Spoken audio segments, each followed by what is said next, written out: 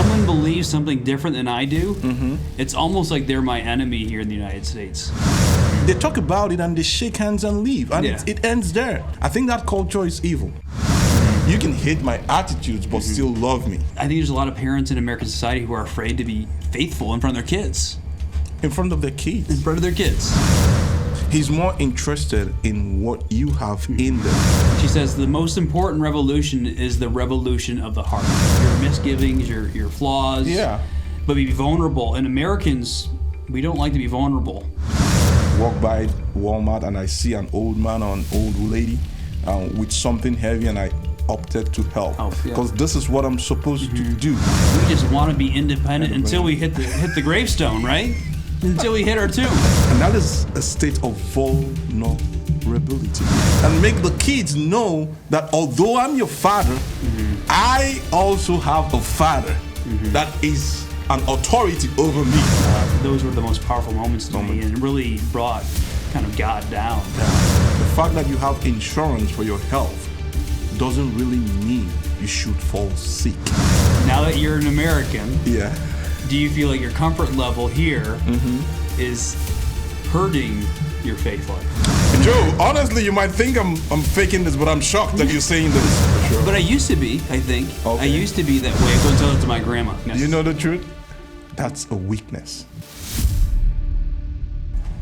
Hey, what's up? Well, last time we talked quite a bit about Christmas, and we started to get into like church topics. Oh yeah, and then we are like, let's not spill the beans. Yeah, let's not do that. Yeah, so we're like, let's do it another day. Yeah. And it might get a little serious. Who knows? I don't know. Okay. I don't want to, I guess, get too serious. But, you know, when you talk about church, it's important. Yeah.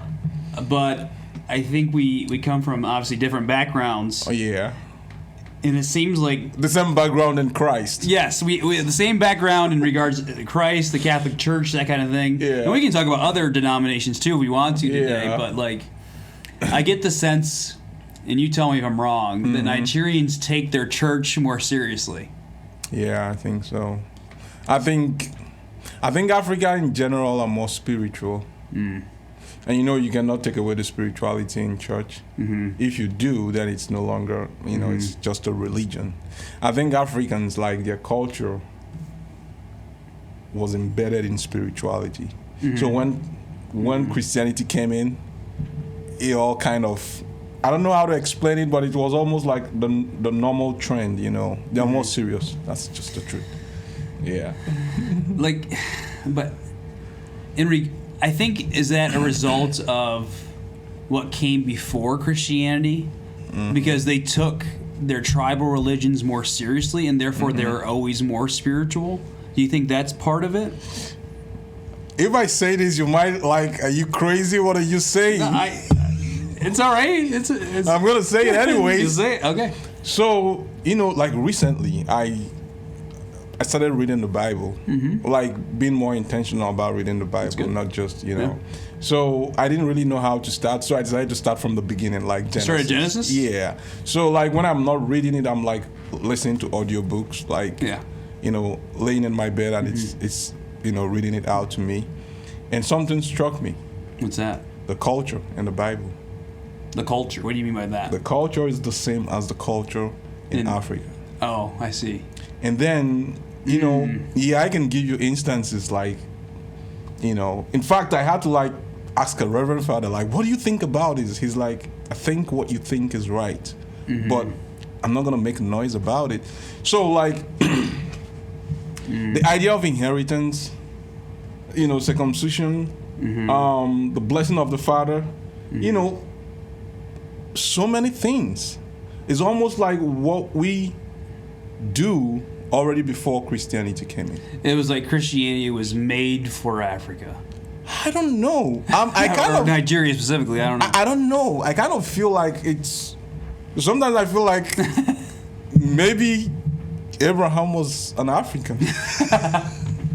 I told you you might think I'm crazy, but it's just what I noticed. Most scholars think that the Garden of Eden was in the Middle East. Oh, okay. In the Middle East somewhere. Yeah, there might. I think there is something. Yeah, that's just what I feel. So I kind of feel if that is true, if what I'm saying is true, I think it started from way back then, and they carried it on somehow, passed it on along to the children, and then they became more spiritual, and just what I think.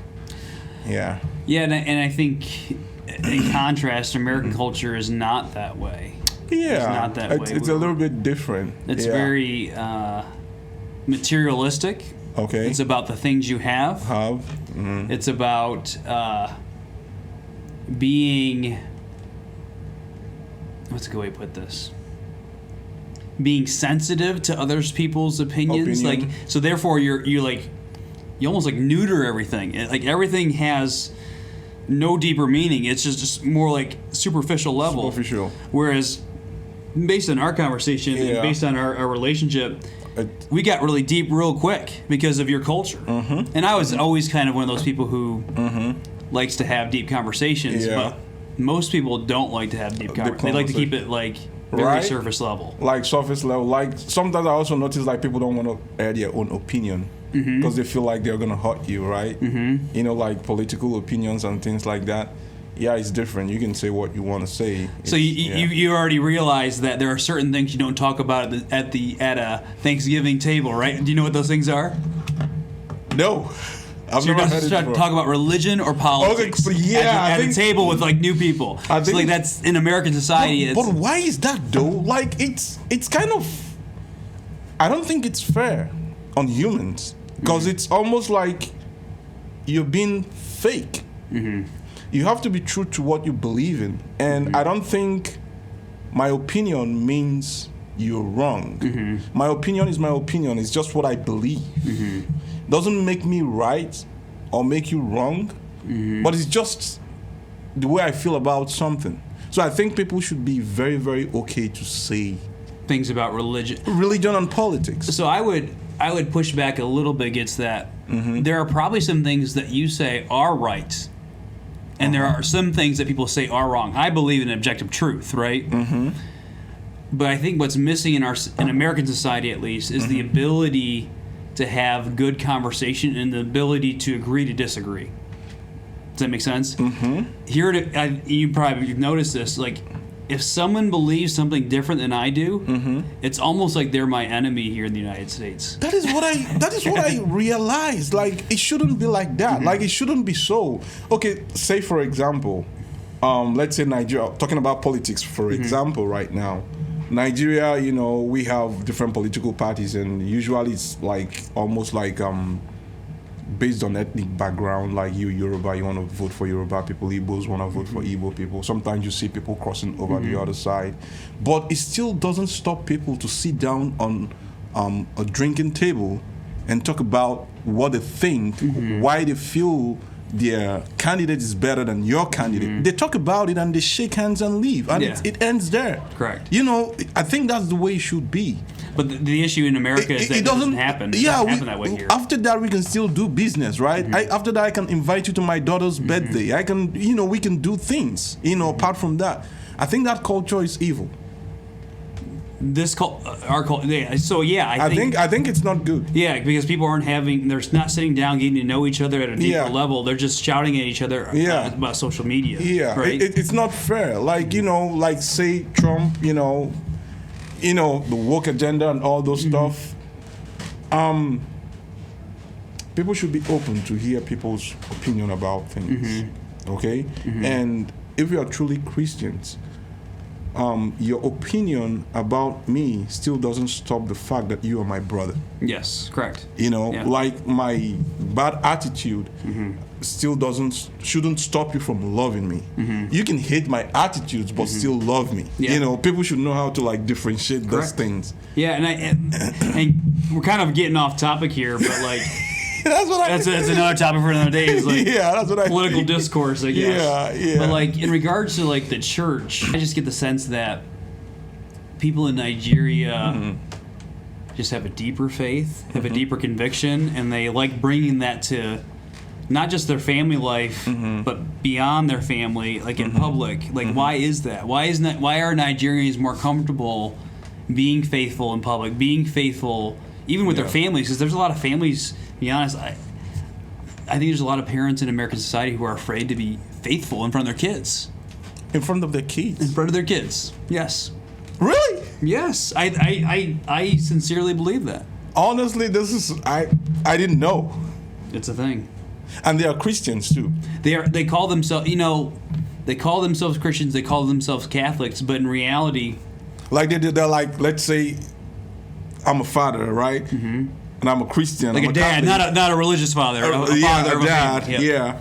And I'm not very comfortable saying, praying in front of my kids. Correct. That is definitely a thing. Is it? Here in the United States, yes. This is a shock for me. Like, seriously, I didn't know. Yes, yeah. There's plenty of families, especially dads, who don't feel comfortable in their ability to lead their family in prayer. Why do you think that is? That's a great question. I don't know what happened to American men specifically, but really? Yes. But if you were to go into an Joe, honestly, you might think I'm faking this, but I'm shocked that you're saying this. It's understandable. Like, say someone is not a Christian, and then that person is not just learned how to pray, and is not comfortable praying in front of their kids because they don't know if they're doing the right thing. Just because you're not used to it. Mm-hmm. But saying someone is a Christian already, and they're not comfortable. Mm-hmm. I'm talking about you should lead them to Christ. Yes. That's what you should be doing. Like saying not comfortable. Yeah, I don't know what happened. Well, you see it kind of in the church today. Mm-hmm. In America, the majority of people who go to church are women. They're females, and I don't know if that's true in Nigeria. Honestly, I think women are more religious than men. Yeah, more faithful than men naturally. But yeah, there's something about being an American man that inhibits certain guys. I'm not one of those guys. Yeah, for sure. But I used to be, I think. Okay. I used to be that way where I wasn't comfortable praying in front of people. Oh. I don't know why. Huh. I wish you know and tell me, because I really would love to know. I think American Catholicism for many decades was about the rote prayers. Like praying the rosary, which is a good thing. Yeah. Saying the prayers that you learned in catechism and in class, like those things that you memorize. Yeah. But praying out of the heart. Praying from the heart was never a thing that was necessarily taught to me as a kid, or really made almost like attractive. Okay. And I get the sense that in Nigeria, it's an attractive trait to be able to pray from the heart. Oh yeah. Honestly, I think it's more important. I don't know if I'm in the right spot to say it, but if I'm asked to speak from my heart, I think praying from your heart is more important than the rosary. It's more important than the recited prayers. Don't tell it to my grandma. I know. Yeah. I didn't say rosary is bad. I never said so. Right. But I'm saying, and I'll tell you the reason why I feel that way. Okay? The reason why I said it is because, by the way, his grandma, she is the first person I saw producing rosaries. Yep. From a natural plant. Yep. It was mind-blowing. I wish I had that rosary. I think I probably have. You have it might be up in my coat jacket. How right now. How many grandchildren do you? She has, I think, I know it's over 50. It might be 60. In the United States, great grandchildren. I don't even know. It's got great grandchildren. But she has a ton of descendants. Thinking about that in the United States is huge. Like that will tell you his background. Like he's a wonderful background. Yeah, I'm blessed. There's no doubt about that. It's a blessing. So but going back to this, though, like this idea of praying from the heart versus rote prayers, that's really treasured in Nigerian culture. And then I'll tell you why I feel it's very, very important. Because in the Bible it says, I'm the God that searches the heart. Say again? I'm the Lord that searches the heart. Okay. Your heart. Okay. Yeah. He's more interested in what you have in there, more than what you present. Okay, judging from that, when you are praying, out of the abundance of the heart, the mouth speaketh. So when you're speaking what you have conceived in your heart. That is when you're speaking out for everybody to hear, you know. And that is more important. And then you are coming to God with your own words. Not like the words that has been told you to put. Correct. I'm not saying those are bad. They are very powerful. They are like crafted, like planned out prayers the way you should say. Just like Jesus Christ taught us our Lord's Prayer, which is very beautiful, you know.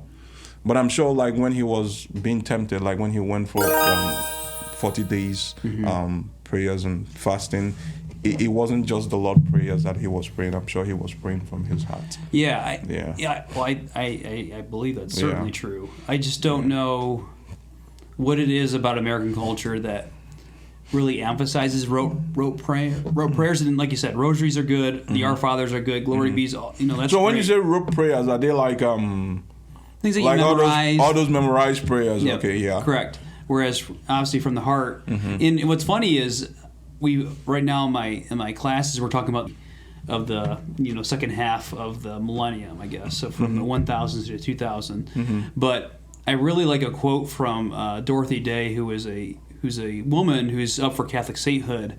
She says the most important revolution is the revolution of the heart. Like if you don't have individuals who are actually reforming their heart, I think in the Bible it talks about stony hearts, right? And making them hearts of flesh. I think there are so many Americans who were raised to have stony hearts. Where they can't go deep within themselves and have a deep relationship with Jesus. Because they might find something not good.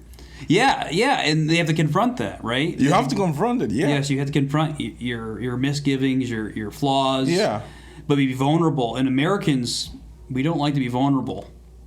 That's something else I noticed. Like, talking about vulnerability, I grew up from a culture where the young people should help the older people out. Like, it's a thing. Like, people are comfortable with being old in Africa, and they believe they attain to that point where I've run my race, and it's okay if someone helps me out. Okay? Because I'm old now.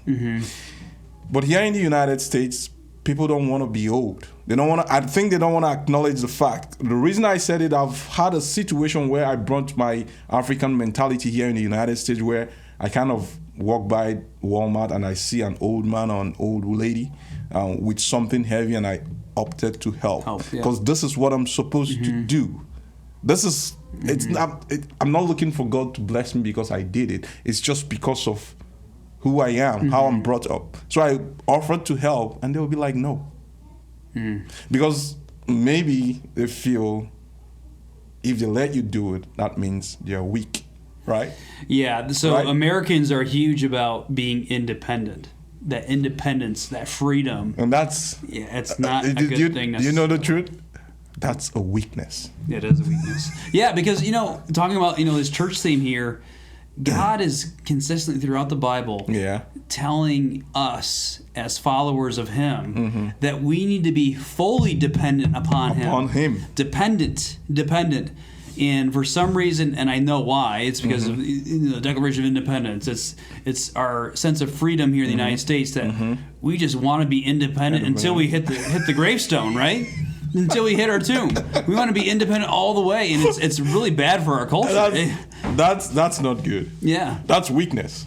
It's a serious problem, and I think it inhibits growth in the church as well, because of that vulnerability. People aren't willing to be vulnerable with people saying, I need help here. So this is how it affects spirituality or Christianity. When you live a life like that, a life of feeling you don't need anybody's help, and for sure, like you said, is reflecting in their Christian life, you are going against what is written in the Bible. Okay.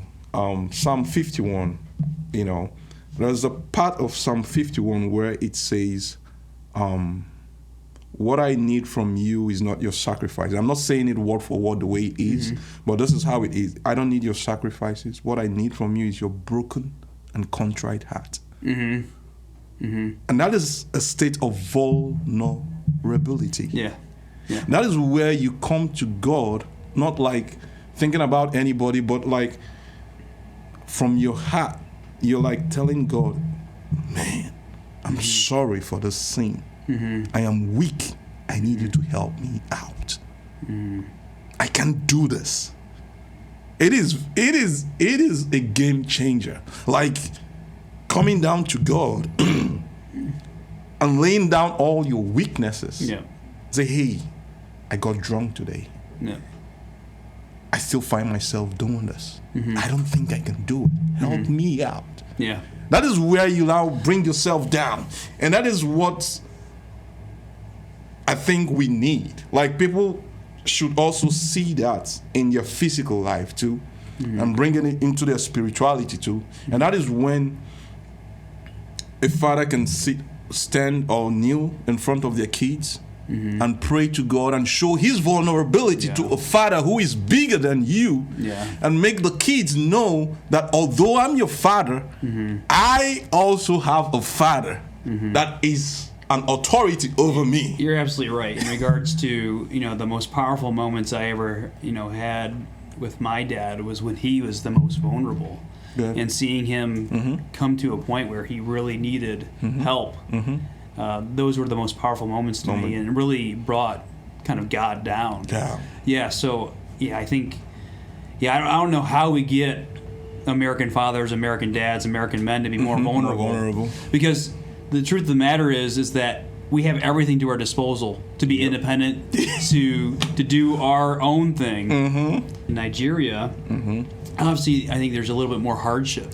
Yep. And therefore, it leads to vulnerability. Because, like, you just have to admit, I can't do this. You can't do this. Yeah, I think that part helps Africans. Yeah, like you said. Yeah, there's a lot of hardship. There's a lot of incompleteness. You don't get everything you need, and at some point you have to like turn to a spiritual father to help you out in this situation.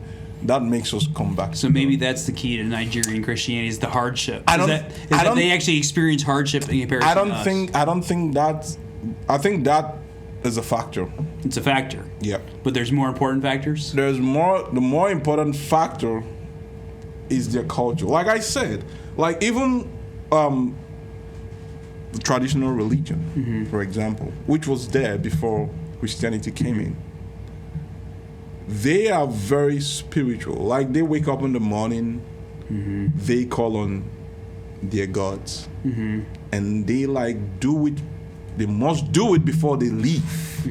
Okay, and they believe that this God helps me out, helps me in my farm produce, helps my kids out, protect us, and do all that. And then Christianity comes in, and they tell you these gods are not good. You have to switch over to the one God. Okay, and then they acknowledge that they are gods. The one you're doing are gods, but they are smaller gods, right?